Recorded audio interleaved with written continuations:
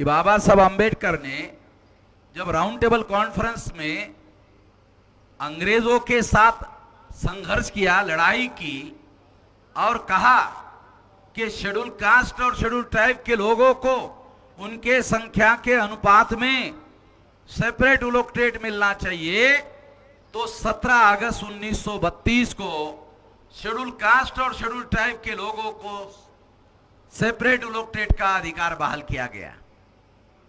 Separate electorate, इसमें दो शब्द है, एक सेपरेट है एक इलेक्टोरेट। सेपरेट जो शब्द है, किससे सेपरेट?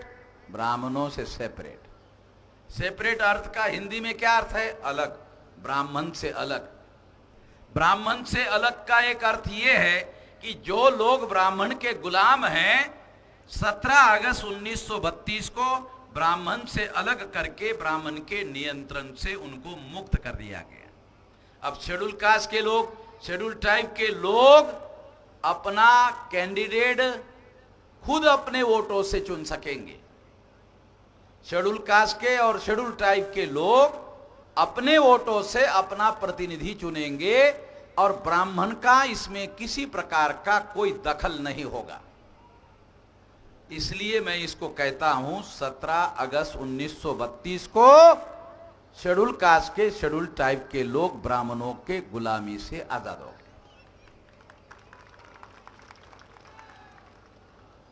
गांधी जी को 15 अगस्त 47 को आजादी मिली। दूसरी और एक बात बता रहा हूं कि गांधी जी को 15 अगस्त 47 को आजादी मिली और शेड्यूल कास्ट और शेड्यूल ट्राइब के लोगों को 17 अगस्त 1932 को, क्योंकि उन्होंने ब्राह्मणों से सेपरेट करने में आजादी हासिल की। क्योंकि बाबा साहब अम्बेडकर, ज्योतिराव फुले, शाहू महाराज इस बात को मानते थे कि ये जो कांग्रेस का आंदोलन चल रहा है, ये आंदोलन हमारे आजादी का आंदोलन नहीं है। हमारा आंदोलन अंग्रेजों के गुलामी से आजादी का आंदोलन नहीं है। हमारा आंदोलन ब्राह्मणों के गुलामी से आजादी का आंदोलन है। तो 17 अगस्त 1932 को बाबा Saheb Ambedkar schedule caste, schedule tribe के लोगों को ब्राह्मणों के गुलामी से आजादी हासिल करने में कामयाब हो गए। यह है इतिहास सेपरेट इलेक्टोरेट का। जब शेड्यूल कास्ट और शेड्यूल ट्राइब के लोग ब्राह्मणों के गुलामी से आजाद हो गए, तो गांधी जी ने कहा मुझे मंजूर नहीं है, इनकी आजादी मुझे मंजूर नहीं है। मैं केवल अंग्रेजों के गुलामी से आजादी ही मुझे मंजूर है, ब्राह्मणों के गुलामी से आजादी मंजूर नहीं है। गांधी जी ने इसके विरोध में आमरण अनशन किया। मुझे नहीं लगता बैकवर्ड क्लास के लोगों को यह जानकारी है। बहुत पुराना 2000 साल का इतिहास नहीं बता रहा हूं, 17 अगस्त 1932 का। तो कितना साल हो गया? 100 तो पूरा नहीं हुआ अभी है? 2032 में होगा तो 10 साल और कम है, 90 ही साल हो रहा है। पुराना इतिहास नहीं बता रहे, अभी का मालूम नहीं, साला पुराना कहां से मालूम होगा? अभी का ही हम लोगों को पता नहीं चल रहा है। तो जब गांधी जी ने शेड्यूल कास्ट और शेड्यूल ट्राइब के सेपरेट इलेक्टोरेट अर्थात ब्राह्मणों के गुलामी से आजादी बात का विरोध किया, उसके विरोध में आमरण अनशन किया। जब आमरण अनशन किया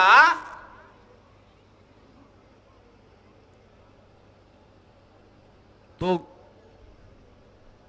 गांधी जी ने हमारे लोगों पर सेपरेट इलेक्टोरेट छोड़ने का, यानी अपनी आजादी छोड़ने का जबरदस्ती किया।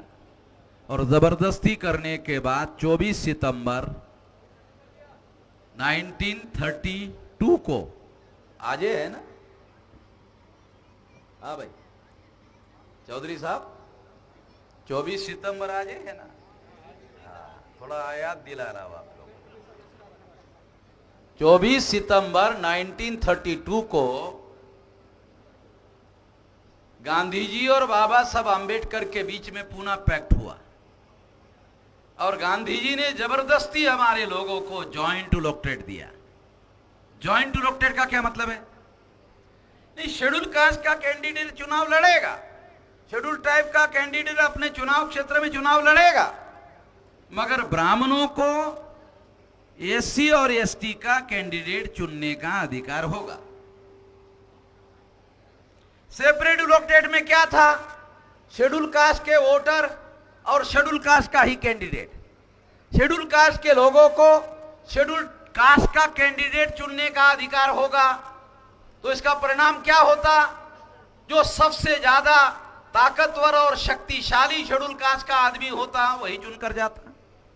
शेड्यूल ट्राइब का जो आदमी सबसे ज्यादा शक्तिशाली, सबसे ज्यादा ताकतवर होता वही चुनकर जाता, और वो शक्तिशाली एससी एसटी का आदमी चुनकर जाता। गांधी की एक नहीं सुनता, जैसे बाबा साहब आंबेडकर नहीं सुनते थे, एक नहीं सुनता गांधी की, ठीक है। तो गांधी ने कहा इससे तो जो चुनकर जाएगा साला सुनेगा ही नहीं मेरा, मानने का तो दूसरी बात है, ये सुनेगा ही नहीं। तो फिर कैसे होगा हमारा राज, ब्राह्मण लोगों का राज कैसे होगा देश में? इसलिए गांधी जी ने जब आमरण अनशन शुरू किया इसके विरोध में, ये अधिकार छीनने के विरोध में जब आंदोलन शुरू किया, तो बैकवर्ड क्लासेस के लोगों ने गांधी जी का साथ दिया। ये बैकवर्ड क्लास के अधिवेशन में ये बात आप लोगों को बता रहा हूं। शेड्यूल कास्ट के, शेड्यूल ट्राइब के अधिकारों को छीनने के लिए गांधी जी ने जो उपवास किया था, आमरण अनशन किया था, उसको बैकवर्ड क्लास के लोगों ने साथ और सहयोग दिया, जानबूझकर सहयोग दिया, ऐसा नहीं कह रहा, ऐसा नहीं कह रहा, सहयोग दिया। गांधी और कांग्रेस के लोगों ने बैकवर्ड क्लासेस के लोगों का इस्तेमाल किया, समर्थन दिया। गांधी को बाबा साहब आंबेडकर ने उस समय समर्थन करने वाले बैकवर्ड क्लासेस के लोगों को बुलाया, अरे मेरा विरोध क्यों कर रहे हो, है? मेरा विरोध क्यों कर रहे हो? तुमको अगर कोई जैसे सेपरेट इलेक्टेड एससी एसटी के लिए मैंने हासिल किया, तुम गांधी जी को मांगो सेपरेट इलेक्टेड, मैं तुम्हारा समर्थन करता हूं, तुम मेरा समर्थन करो, मैं तुम्हारा समर्थन करता हूं, तुम मेरा समर्थन करो। बैकवर्ड क्लास के लोगों ने बाबा साहब की बात को नहीं माना और उन्होंने गांधी जी की बात को माना। परिणामता क्या हुआ? 131 मेंबर पार्लियामेंट शेड्यूल कास्ट के और शेड्यूल ट्राइब के चुनकर जाते हैं, और जो कमी बहुमत बनाने के लिए दिल्ली में सरकार, सेंट्रल में सरकार बनाने के लिए जब कोई कमी पड़ती है, तो शेड्यूल कास्ट शेड्यूल ट्राइब के जॉइंट इलेक्टोरेट से दलाल और भड़वे लोग चुनकर जाते हैं, उनका समर्थन लेकर दिल्ली में ब्राह्मण अपनी सरकार बनाते हैं। चाहे कांग्रेस के ब्राह्मण हो, चाहे बीजेपी के ब्राह्मण हो, अपनी सरकार बनाते हैं शेड्यूल कास्ट के दलालों और शेड्यूल ट्राइब के दलालों और भड़वों का समर्थन लेकर दिल्ली में सरकार बनाते हैं। और सरकार बनाने के बाद क्या करते हैं? बैकवर्ड क्लासेस की गिनती नहीं होगी। आ रहा, समझ में आ रहा थोड़ा? देखा इतिहास में कैसा परिणाम कैसा होता है, किसी को पता नहीं है, मेरे को पता है, अकेले आप लोगों को बता रहा हूं। शेड्यूल कास्ट के, शेड्यूल ट्राइब के अगर सेपरेट इलेक्टोरेट में गांधी और ब्राह्मणों की ना सुनने वाले लोग अगर चुनकर जाते, तो आजाद भारत में जो पहली सरकार बनती वो शेड्यूल कास्ट और शेड्यूल ट्राइब के समर्थन से बनती।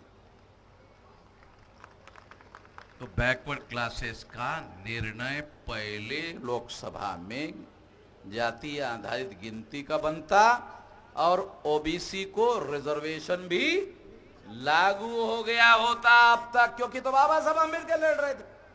और ये 131 22.5% मेंबर पार्लियामेंट की ताकत तो बाबा साहब अम्बेडकर के नियंत्रण में होती, जो बैकवर्ड क्लासेस के लोगों को अधिकार दिलाने के लिए संविधान में प्रयासरत थे। अगर उनके नियंत्रण में 131 मेंबर पार्लियामेंट होते, तो उनके सपोर्ट के बगैर दिल्ली में कोई सरकार नहीं बनती। यदि नहीं बनती और हमारे ही सपोर्ट से बनती, तो बैकवर्ड क्लासेस का फैसला तो पहले ही लोकसभा के चुनाव में हो गया होता, जाति आधारित गिनती भी हो गई होती और बैकवर्ड क्लासेस के रिजर्वेशन का 92 में मंडल कमीशन का जो जजमेंट आया वो पहले ही हो गया होता, पहले लोकसभा में हो गया होता।